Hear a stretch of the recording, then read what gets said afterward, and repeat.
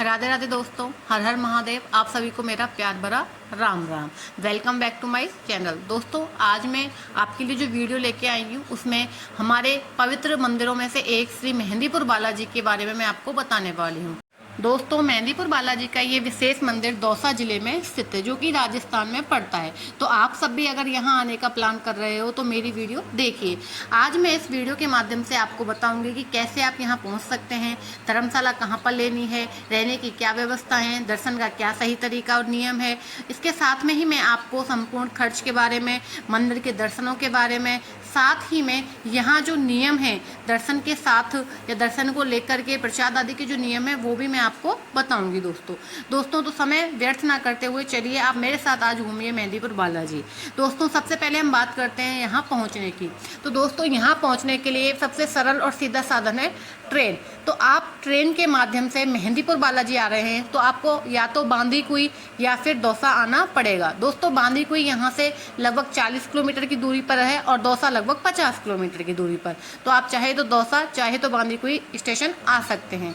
यदि आप प्लेन के माध्यम से आना चाहते हैं दोस्तों तो आप बाई प्लेन भी आ सकते हैं, लेकिन उसके लिए आपको जयपुर एयरपोर्ट पे ही रुकना पड़ेगा, क्योंकि वही यहाँ का नियरेस्ट एयरपोर्ट है, जिससे यहाँ की दूरी लगभग 120 किलोमीटर है। दोस्तों, एयरपोर्ट से आपको सिंधी कैंप या तो नारायण सिंह सर्किल जाना पड़ेगा, वहाँ से आपको बस मिलेगी, उसके माध्यम से आप मेहंदीपुर बालाजी आ सकते हैं। आप कैब के माध्यम से भी मेहंदीपुर बालाजी आ सकते हैं। आपको जयपुर से दौसा के लिए, मेहंदीपुर बालाजी के लिए या फिर बांदीकुई के लिए बस मिल जाएगी। दोस्तों, नॉर्मल जो बस रेट है वो है लगभग 100 रुपये और एसी बस की रेट रहती है लगभग 200 रुपये। दोस्तों, आप बाई कार भी मेहंदीपुर बालाजी आ सकते हैं। यहाँ का जो रोड है वो भी काफ़ी अच्छे से बना हुआ है। दोस्तों, यदि आप कार से आना चाहते हैं तो यहाँ पर पार्किंग की काफ़ी अच्छी सुविधा है, तो आपको यहाँ पार्किंग मिल जाएगी। काफ़ी ऐसी धर्मशालाएँ हैं जिनकी खुद की पार्किंग है, और यदि आप होटल में रुकते हैं और उसकी अगर पार्किंग नहीं है तो आप सामान्य पार्किंग में भी कार पार्क कर सकते हैं। बात करते हैं दोस्तों रहने की। तो दोस्तों, आप मेहंदीपुर बालाजी में कहीं पे भी होटल ले सकते हैं, धर्मशाला भी ले सकते हैं। दोस्तों, यहाँ पर काफ़ी सारी धर्मशालाएं, होटल आदि बने हुए हैं। दोस्तों, यहाँ पर जो धर्मशालाओं का रेट है वो बहुत अधिक कम है। सोचो कितना। दोस्तों, यहाँ पर धर्मशालाओं की रेट रहती है 300 रुपये। यहाँ पर आपको 24 आवर धर्मशाला अवेलेबल रहती है।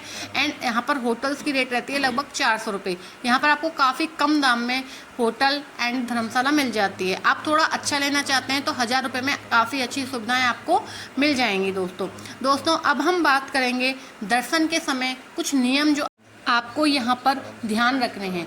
दोस्तों, यहाँ पर जो भी भक्तगण आते हैं या तो किसी समस्या से जूझ रहे होते हैं या फिर अपनी किसी इच्छा को लेकर आते हैं। दोस्तों, यदि आप भी यहाँ कोई इच्छा लेके आए हैं तो बालाजी सरकार आपकी इच्छा अवश्य ही पूरे करेंगे। दोस्तों, मैं आपको बता दूं, यहाँ पर आपको प्रसाद किसी से भी नहीं लेना है। आप यहाँ पर जो भी प्रसाद लेते हैं वो यहाँ पाइए और उसको यहीं छोड़ जाइए। यहाँ से ना तो आपको कुछ लेके जाना है, ना किसी को कुछ देना है, ना उससे कुछ लेना है। दोस्तों, इसके साथ में ही आपको ज़मीन पर पड़ी हुई कोई भी चीज़ नहीं उठानी है। दोस्तों, ये भी मानते हैं कि जब आप मंदिर से निकलते हैं तो आपको पीछे मुड़कर नहीं देखना है। दोस्तों, यदि आप यहाँ पर आ रहे हैं तो लगभग 1 महीने पहले या फिर 10 दिन पहले तो कम से कम आपको नॉनवेज छोड़ना होगा। आप यहाँ नॉनवेज खाकर नहीं आ सकते। इसके साथ में यदि आप प्याज लहसुन खाते हैं तो आपको लगभग 5 दिन के लिए कम से कम प्याज लहसुन छोड़ना ही होगा।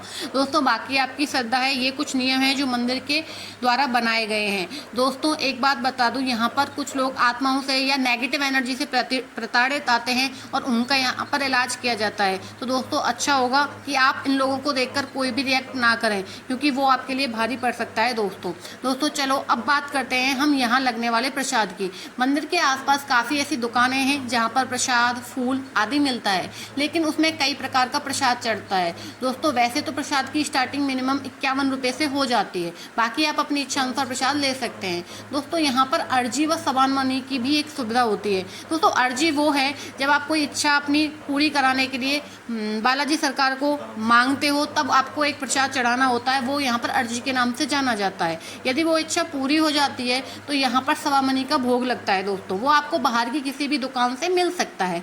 दोस्तों यदि आप बाहर की दुकान से सवा मनी लेकर नहीं चढ़ाना चाहते हैं तो मंदिर के जो ट्रस्ट है उसके माध्यम से भी दोस्तों सुविधा की गई है सवा मनी की। वहाँ पर आपको एक फिक्स रेट में सवा मनी का प्रसाद मिलता है दोस्तों। आप चाहें तो वहाँ पर दान दक्षिणा भी कर सकते हैं। उस काउंटर पर जाकर आप चाहें उतना दान कर सकते हैं। वो दान 11,000, 51,000, 21,000, 5100 आपकी श्रद्धा के अनुसार होगा दोस्तों एक बात याद रखिएगा, यदि आप यहाँ पर प्रसाद चढ़ा रहे हैं तो वो आप यहाँ पर खाइए। जो भी आपके दोस्त हैं जो आपके साथ आए हैं आप उनको प्रसाद पवा सकते हैं, बाकी किसी दूसरे इंसान को आपको प्रसाद नहीं देना है। और अन्य कोई व्यक्ति यदि आपको प्रसाद देता है तो आपको उनसे भी प्रसाद नहीं लेना है दोस्तों यहाँ पर जो भी लोग अपनी नेगेटिव एनर्जी छोड़ के जाते हैं वो नेगेटिव एनर्जी कहीं ना कहीं यहीं पर बंधी रहती है। ऐसा माना जाता है जो प्रेतराज सरकार है वहाँ पर वो एनर्जी बंधी रहती है। तो जब आप यहाँ दर्शन करने आ रहे हैं तो प्लीज़ अपना ध्यान रखिए। चलिए दोस्तों अब करते हैं हम मेहंदीपुर सरकार के दर्शन। उसके लिए आपको लाइन में लगना पड़ेगा। एक बार बालाजी सरकार का नारा अवश्य लगाएं, कमेंट बॉक्स में जय श्री राम जरूर लिखें दोस्तों चलिए अब हम एक भव्य मंदिर के दर्शन करने जा रहे हैं जो हमारे विश्व भर में माना जाता है।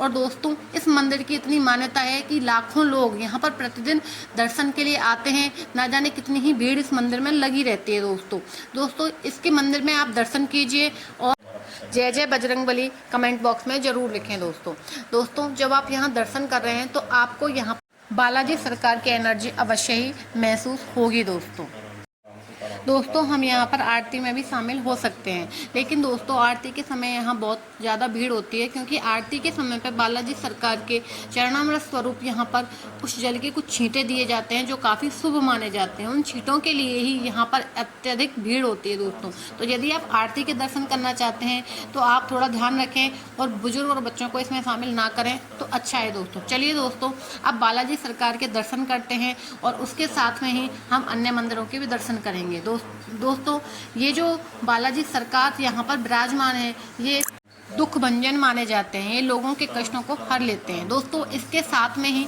हम यहाँ पर बने हुए प्रेत राज मंदिर के दर्शन करेंगे जहाँ पर आत्माओं को बांधा जाता है दोस्तों। मंदिर का कॉरिडोर भी काफ़ी भव्य बन रहा है और इसमें लगातार अभी भी काम चल रहा है दोस्तों।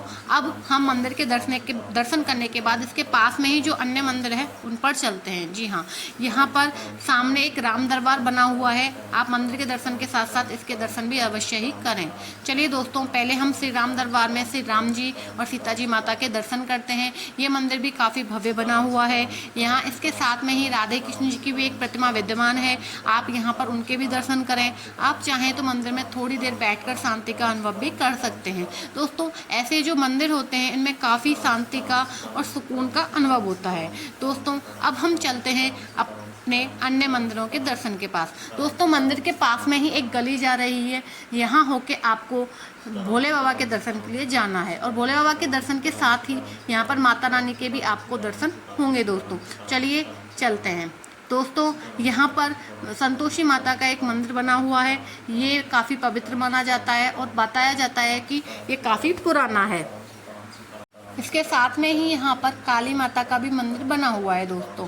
आप कुछ सीढ़ियाँ ऊपर चढ़ के जाएंगे तो आपको यहाँ हमारे शिव शंभू भी नजर आएंगे। आप वहाँ जाकर भी जल चढ़ा सकते हैं हमारे भोले भगवान पर, उनको पुष्प अर्पित कर सकते हैं, बेलपत्र आदि चढ़ा सकते हैं और उनके दर्शन कर सकते हैं दोस्तों।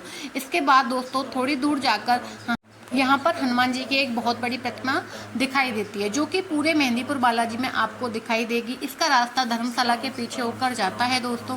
आप यहाँ से सीधा ही जाइए और धर्मशाला के जस्ट पीछे ये बड़ी सी प्रतिमा बनी हुई है। यहाँ पर आप हमारे बालाजी सरकार के हमारे मेहंदीपुर बालाजी में विद्यमान सेनापति के दर्शन कर सकते हैं दोस्तों। इसके पास में ही अन्य मंदिर भी बने हुए हैं। एक गुफा स्वरूप मंदिर बना हुआ है, आपको इसमें अंदर जाना है दोस्तों। इसमें अंदर काफ़ी मंदिर बने हुए हैं, काफ़ी झांकियाँ बनी हुई हैं, तो आप यहाँ पर जाकर के श्री राम जी के, लक्ष्मण जी के और इनके जो वानर सेना है उसके भी दर्शन कीजिए दोस्तों। ये गुफा भी काफ़ी अच्छी बनी हुई थी, आप यहाँ पर जाकर भी अवश्य दर्शन कीजिए दोस्तों। अगर हम बात करें बजट की तो इसमें एक दिन का बजट लगभग 1000 से 1500 रुपये होता है दोस्तों। इसमें एक और मंदिर रह रहा है जो हमने कवर नहीं किया है, आप चाहें तो वहाँ भी जा सकते हैं। वो अंजनी माता का मंदिर है दोस्तों। राम राम दोस्तों।